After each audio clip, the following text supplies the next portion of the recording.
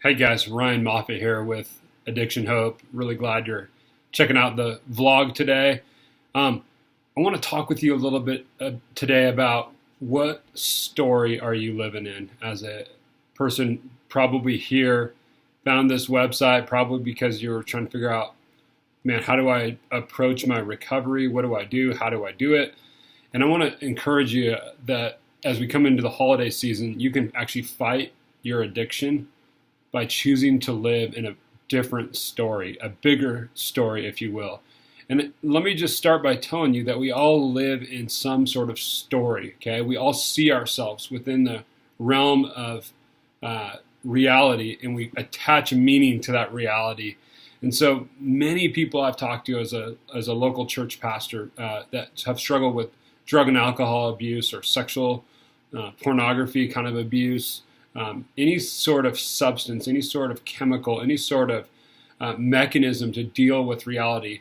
The common thread in most of those conversations is that the reality in which they see themselves in life is that they're usually coming into those addictions with emotional, relational baggage. They're coming into those stories with probably a bit of a victim mentality that life is just happening to me and it's out of control and I don't know what to do. And so what happens is that there's a relational reality to addiction. There's a relational cause, if you will. And so before it's ever chemical, it's actually relational. And until you realize that the purposes of your life, until you realize, man, I am living in the wrong story, we can just perpetuate the cycle, and then our recovery doesn't accomplish anything. We might go 10, 15, 20 days starving something, but it doesn't change the heart. And so I want to read to you guys a quote today from C.S. Lewis. He was writing a sermon called The Weight of Glory, and in that sermon he talked about the powerful things in our lives that bring meaning and purpose to our lives. And he says in that sermon, he says, it would seem that our Lord finds our desires not too strong, but too weak. He says, we are half-hearted creatures fooling about with drink and sex and ambition when infinite joy is offered to us. He says, it's like we're an ignorant child who wants to go on making mud pies in a slum because we cannot imagine what is meant by the offer of a holiday at the sea. He says at the end, we are far too easily pleased.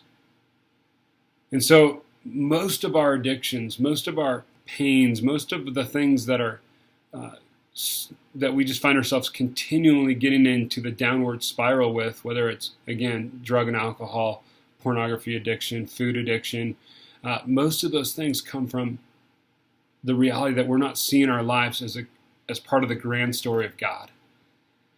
And so, is it possible that maybe you're living in a story where you're just a victim and everyone hates you, and you've convinced yourself in your mind that's true, and you've convinced yourself in your mind that people only love me when I'm high, or people only love me when I'm drunk, or people only love me when I look a certain way? Is it possible that you fooled yourself into all the wrong thinking? What if I told you there was a God who actually loved you? What if I told you there was a God who wants to be intimate with you? What if I told you there was a God who could satisfy all the deepest longings of your heart without ever taking another drink or shooting up another shot?